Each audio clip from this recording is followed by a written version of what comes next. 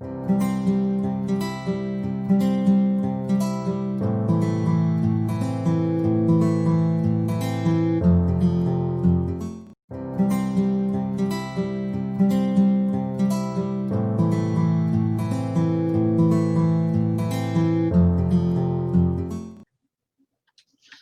everybody, welcome to Connection Chat. I'm your host, Christy Mann, and I'm here with our special guest today, Mr. Anthony Rosa, aka Mr. Remedy. And Hey, I love showing up for your Roundtable Remedies posts. Those interviews and the people that you connect with are just phenomenal. And I've thank made some new really good friends thanks to you just because of that. you. You have. Yeah, Omar Gonzalez and I are like buddied up Yo, now. So I had a show last night with Jo. It was awesome. yeah, it's great. So thank you for being here. Thank you for being a part of this. And will you take a couple minutes and tell us about you and what you do? Yeah, sure. So, first, Christy, thank you for inviting me on. And, I just want to say that you are such a valuable part of the Roundtable Remedies. And I really genuinely appreciate your activity.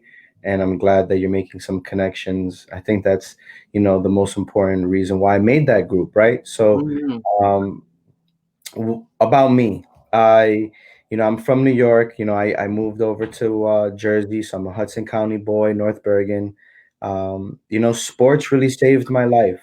I always say, I had the opportunity to be coached by some really great coaches in the state of New Jersey for football and wrestling. And there was a time my senior year where um, I had to make a couple of options, and I'll talk about that a little bit later, leading into our question about connections. Mhm. But sports saved my life again. And I can't thank some of my mentors for pushing me uh, in the right direction.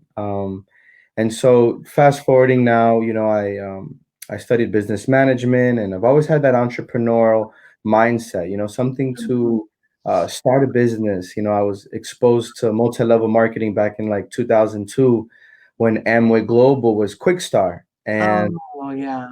so I had that vision of residual income and financial freedom. And for an inner city kid to live in poverty and kind of go through a lot of those struggles, and um, I didn't think that it would be for me. I had a lot of challenges and insecurities growing up. And I think that I was allowing some of those challenges to be setbacks. Mhm. um, in my career, I think I turned my fears um, into opportunities.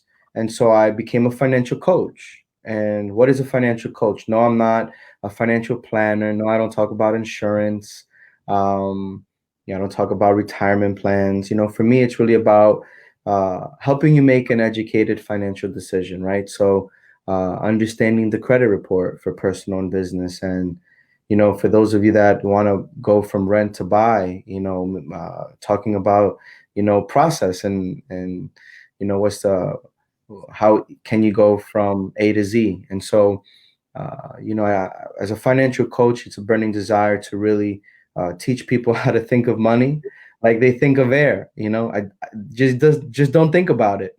And it's all with planning. And so I thank you for asking me that, and allowing me to share that with some of your folk. Super easy to talk to.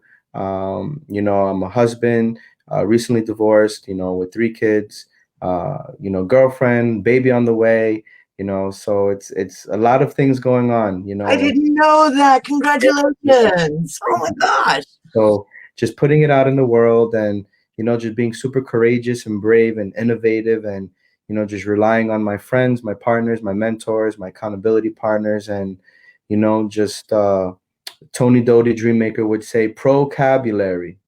So that's pretty much about me in a nutshell. There's a couple different layers to it, but if you want to get to know me, reach out. Do you remember how we connected? Yeah, I think that it was through Dreammaker, Hmm. right? Yeah. And we were talking about a project related to real estate, right? Right. And yeah, so I think that It's cool because you see that, during this, I don't like to emphasize that we're living in a time of pandemic, right? Like, that's perspective. Let's Right. let's not allow to say, oh, we're living in a pandemic. Last I remember, I woke up okay. I pray for my family, and you know, we have to push through. So let's not use those words that anchor us, right? So, I think that our reach, with platforms like Clubhouse, that for iPhone users, apparently I can't use Clubhouse Me because either. Yeah. I'm an Android user. So Team Android. So all you iPhone users are losers. No, I'm just playing. Good one. you I, know, I, I, I don't necessarily think the users are losers, but like the fact that, I love Apple. I'm just yeah, the fact that, I'm using a Mac right now, actually. So there are so many things that you have to buy into to keep your iPhone usable that yeah. it gets ridiculous. I'm like, no, I'll stick with my Android. Thank you very much.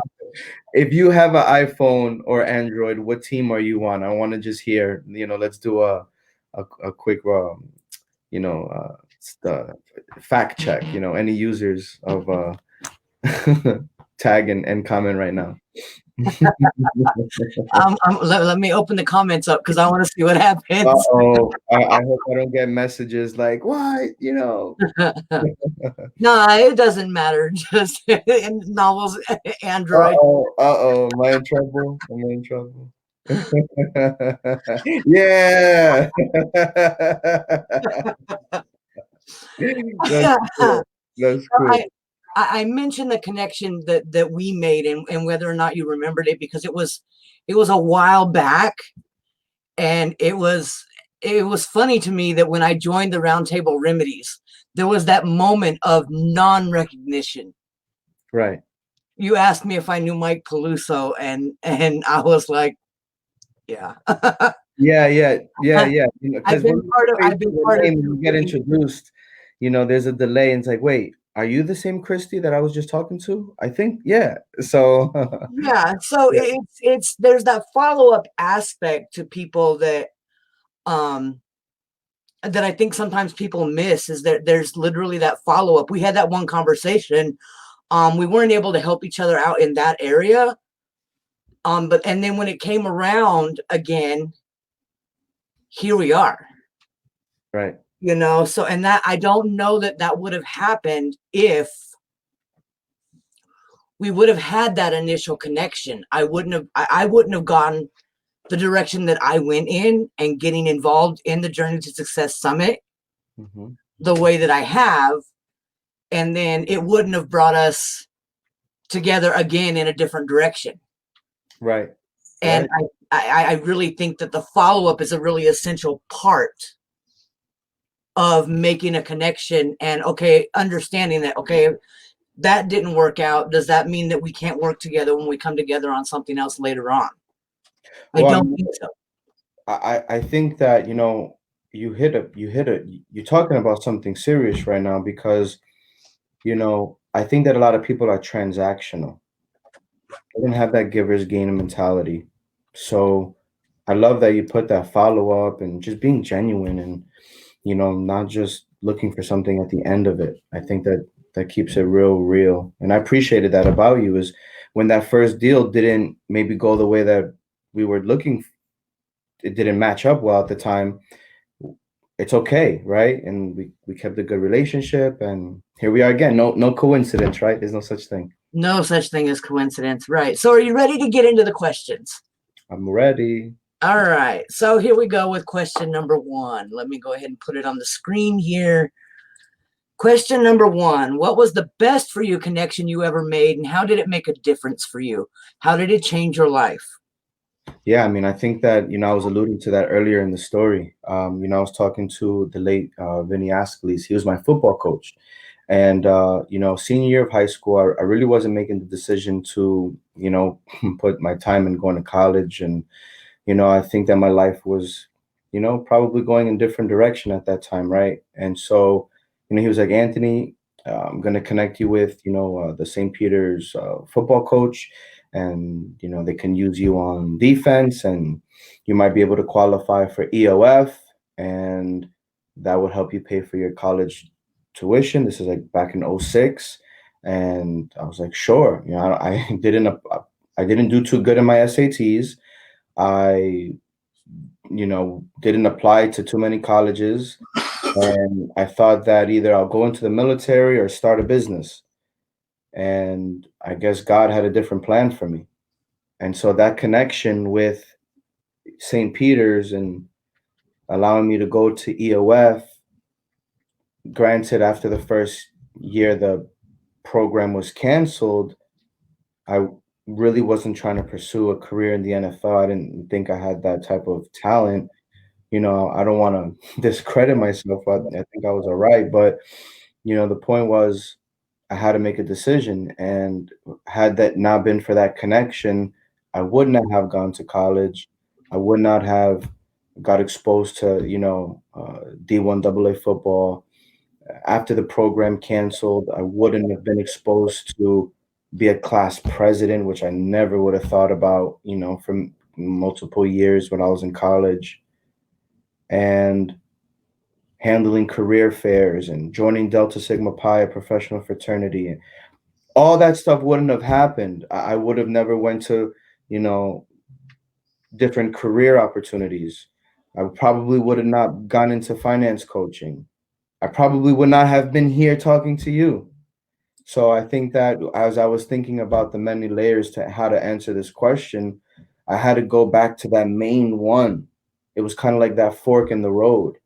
And I think that at 17, that was a very sensitive time for me, and it was perfect timing Mm-hmm. for me to be saved in a sense and continue my education and, pull me out of the element.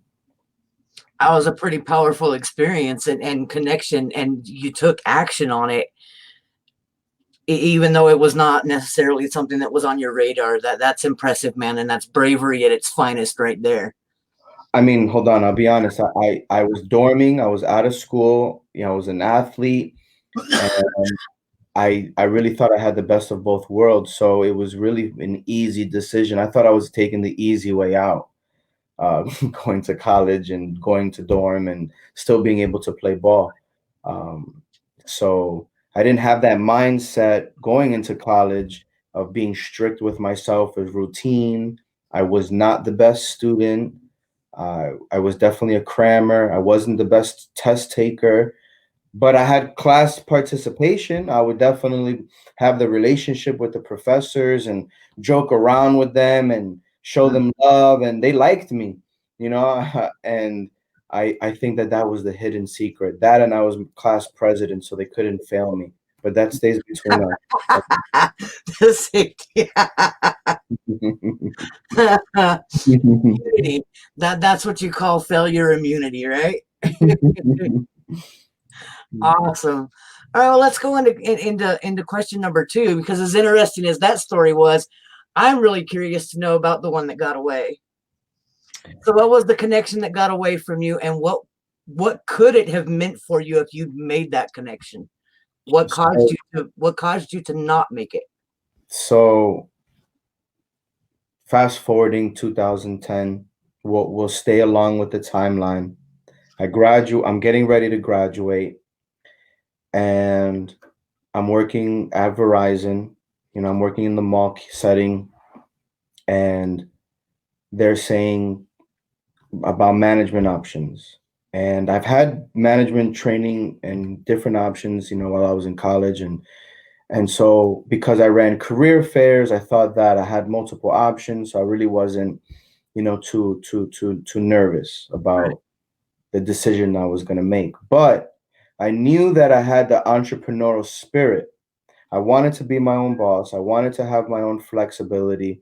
So I felt scared committing into that business, quote unquote, corporate life, that 40 to 50-hour work week, that suit and tie.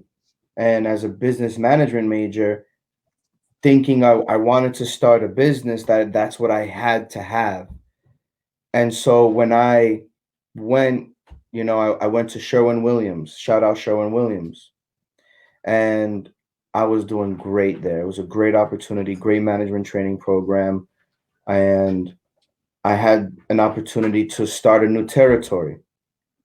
So I was creating a great relationship with the district manager and, great relationship corporate. There was an opportunity to start my own marketing office in Hoboken, New Jersey. It's like 2011 now, 2012. And I feel that if I had stayed with Sherwin-Williams, great corporate environment, great pay, upward mobility, responsibilities, freedom, good hours, benefits, et cetera, et cetera. The watch and all the bells and whistles. But I was afraid that I was going to give them the best 40 hours of my week. And I left and I disconnected and I started this opportunity to start my own marketing company where it was another management training program, different broker, different sales hat, you can say. Mm-hmm. And so I had to disconnect from them and I lost that connection. And so I was always thinking fast forward. I knew I was going to start a business. I knew I was going to help people. I knew I was going to get involved in the community, but I didn't know what I was going to do, what I was going to sell. I didn't know, but I knew something, right?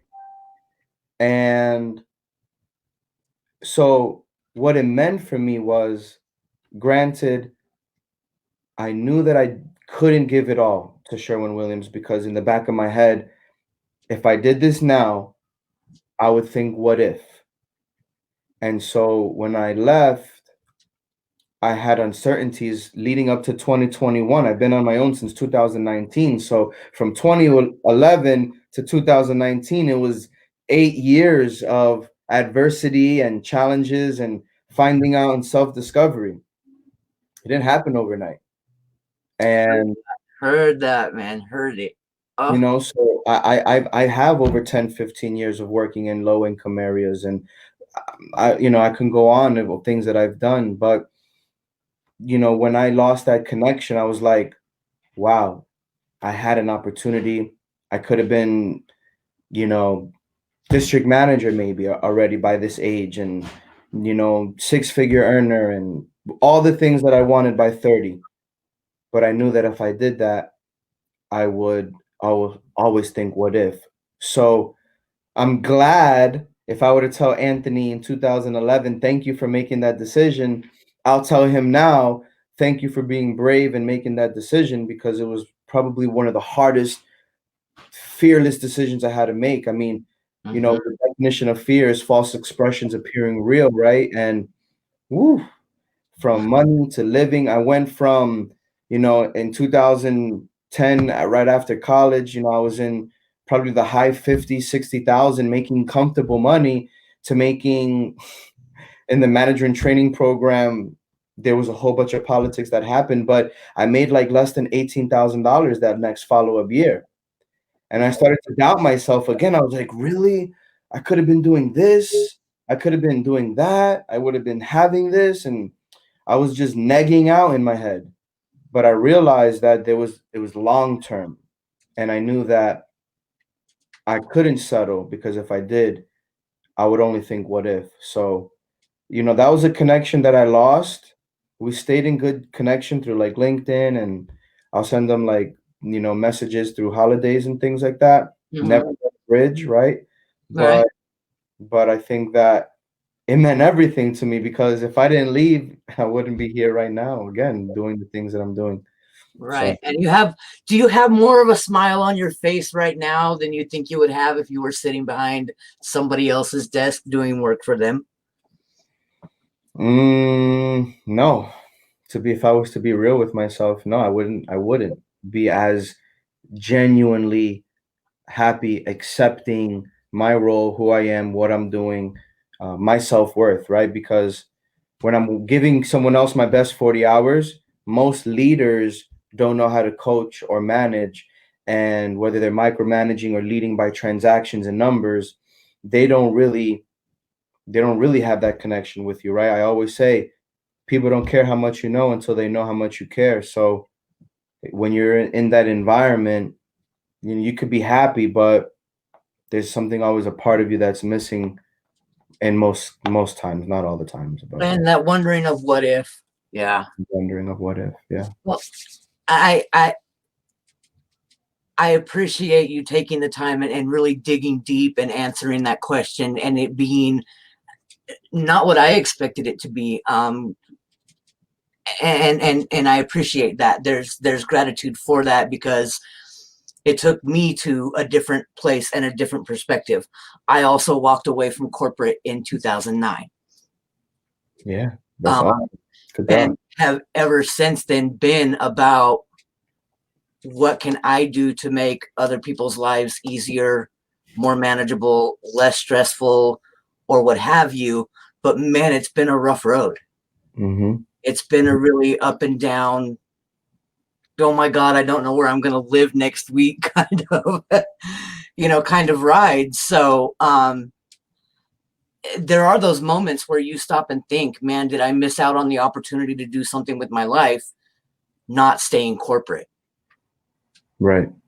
And so I appreciate you bringing that perspective to the table. We have a lot of people that'll be watching and that are watching now that are at that pivot moment. Do I want to walk away from corporate, or do I want to stay in? Right. Do you recommend they take that leap? Let me think about it. So I was having a conversation with Julio as we were doing the recording on Saturday for the summit. Right. And I was talking to Peluso about, for me on the business side, a workshop that I created on 5 ways to pivot from employee to boss, and 3 takeaways. So to answer that question, I think your viewers are going to have to reach out to me so I can give them a free email copy of that workshop. Oh, beautiful, man. I love it when you bring gifts. Yay. Thank you for that. We'll post a link, or, I'll just have them email you. What's the best way to contact you? Just comment right now, put your email, and, I'll just send you the 5 steps on pivoting. And, to answer your question 100%, I don't want to leave a cliffhanger on here, although they're fun. Yeah, it didn't look. They say the grass isn't greener, but I say the grass is greener as long as I fertilize it. So, so you got to know your numbers, and I don't want to start spilling the beans, but I say do what your heart tells you to do. Don't listen to others that are not in your position, and listen to those that are in the position that you want to be in. Right. Right. Amen to that. Well, you made a beautiful segue there. I want to take a few minutes to talk about your journey to the Journey to Success Summit.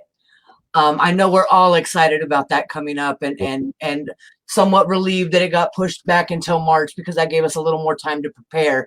But you still showed up this past weekend and did some video recording of bonus content for that event. Let's not give away what that actually looks like. I mean, you just gave us a little taste of it right there, just a little. But I actually want to talk about your journey to that. How did that come about? And then that's going to move us into question number 3. So I'll post that here in a minute. But yeah, what did your journey to the Journey to Success Summit look like? Well, so some connections that were made in there, or they're not. Well, look, there's a non-coincidental meeting between me and Dreammaker. And, Dreammaker and I were connected by a mutual friend, Marianne. And, when Anthony and I met, we were just talking and connecting. And, there was some, opportunities and things that we had to, talk about. And I think that Anthony saw something in me, and kind of was just the dream maker and connector that he is, just naturally started to appreciate what I bring to the table. And I think that as a gift to Dreammaker, I'm not choking up. I'm just, I, you It's know, okay, we're allowed here. We talk but about no. It's just as a gift, and it's nice to see people, right, that look at you and they appreciate you, and they look at for the best qualities in you, right? I always say people don't want to know how you are; they just want to know if they're doing better than you. And so I always wonder what are your hidden intentions. And with Anthony, I never got that. And so he connected me with so many amazing people. And, there's a huge plug for him. I know he's probably going to be smiling from ear to ear right now, but he's amazing at what he does. And I know why they call him the dream maker. So, he connected me with Mike Peluso. I got on those, the Wednesday, True Living shows. And, Mhm. unfortunately, but fortunately, that time does conflict with my Bible study. I think for me, spirituality is number one, and you know, I can't sacrifice that. And so Right. I tell Mike all the time I would love to be there, but I would be there in spirit and on these type of platforms, and we could support each other in other ways. And so I think that when Michael and I started to connect, he also, and I also, we mutually saw how we can help each other and benefit off one another. And so naturally, I just started to want to connect and serve, right? And so as Anthony was pouring into me, I naturally want to pour into whatever Anthony's getting me involved in, Right. being Right. influential or present, or just my resources are your resources. So I think that is how it just came about, and just looking for those talents and the people, the influencers that can kind of put this together, right? There was a vision of this summit, and putting the right people together, anything can happen. And so I'm just thankful that I'm just a part of the vision and just trying to play my role. Absolutely. I'm very excited to have you being a part of it. It's I got involved because there was that essence of it being something different, and it was really and truly going to make a difference in the lives of people. And I wanted to be a part of that. It didn't matter to me whether or not it was a visible part as a speaker, or somebody helping Mhm. organize and send out some emails in the background. I wanted to be a part of something that was going to really substantially change people's lives. It's what I've always wanted. Wow. So being a part of it, this is it, Ben. Yeah. And then when it was like, okay, because something that a transition that I went through, just going to the Wednesday night meetings, like you were talking about with Mike Peluso the other night, just going to those meetings. Oh, they're amazing. So much effort goes behind them. He's So really much, the best at what he does. so much. But then you start making connections. And when you first get there, when I first got there, let me say, not when you, but when I first got there, I knew I wanted to make connections. That was the whole reason. I mean, I built myself into kind of a bubble of people that were all in the same position that I am, trying to sell books to earn a living. And it's not a bad way to. It's not a bad way to go. I enjoy it. It's exciting for me every day, and it keeps me out of corporate life, being required to go work a corporate job. But I also had no idea how to really make connections. And now here I am in a group of people willing and ready to network. And here I am with no idea how to connect with and how to speak to them and how to say, look, this is what I'm doing. I'm aware of what you're doing. Here's how I think we can bring those two things together. I had no clue how to do that. Yeah. So the biggest takeaway so far of that is actually getting to this point. This is my what I've learned being applied, and it'll work if you do it too. So it's been an amazing transition just for me, just from going to Wednesday nights and finally starting to connect with people. I went and was really quiet for about the first 3 times, and then Lynn Davies called me out. And Buddy boy, I love when he just, he calls. yeah, he's like, so how about you? And I was like, and but there was that moment, that feeling in that group where even though it was, I mean, I could feel my face flush and I'm all nervous and oh, I don't know if I want to do this and oh, I don't, all these things are going through my head. But then Right. the reaction was not what I was expecting. That dread of, oh my God, they're going to laugh at me. They're going to tell me not to come back. They're going to this, they're going to that. And none of that happened. There was actually constructive and what's the word? Productive and helpful feedback. Right. It's helped me improve gradually over time. And now here I am. I'm doing interviews with the speakers from the event. Yeah. I mean, you put yourself in the opportunity, and I was always talking about luck versus opportunity. And, the definition is when luck, when opportunity just happens, right? You got to be able to, take advantage of that. And look at you now, your face lit up, you got your own show, you're doing your thing, your confidence is boosting, you got people around you. That it takes a village, and you're living it, and good for you. And don't stop. No plans on it. So are you ready for the final bit? Yeah. All right. Here we go with the fun part, the third and final question. What is your number one piece of advice for making and using connections to make headway in your business, in a business? What piece of advice? And let's kind of gear it toward or use the Journey to Success Summit event as an example of an opportunity. You're going to this event.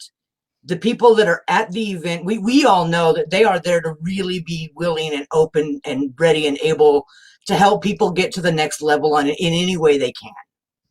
Right. How do you show up and take advantage of that? Use it to a mutual benefit. Right. So, if you're going in expecting something, get that out of your head.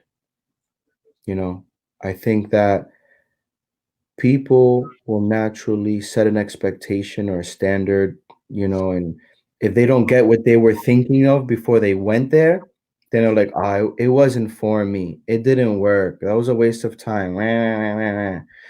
I think that the first thing that you should do is make a list of your values and beliefs. What do you value? What do you believe in?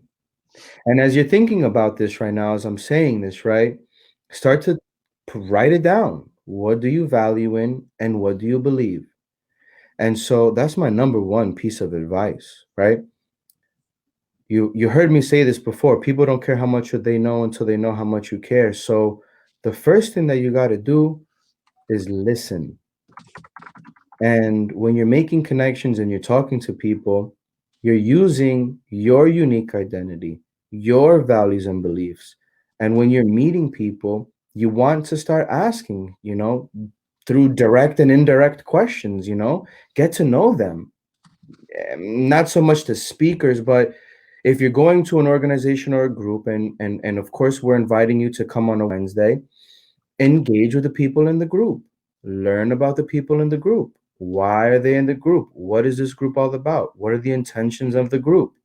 And you'll naturally start to see, wow, from my values and beliefs of what I value, what I believe, and what I love, and what I care about, and what I want to spend my time in, I see that these people are the same like me.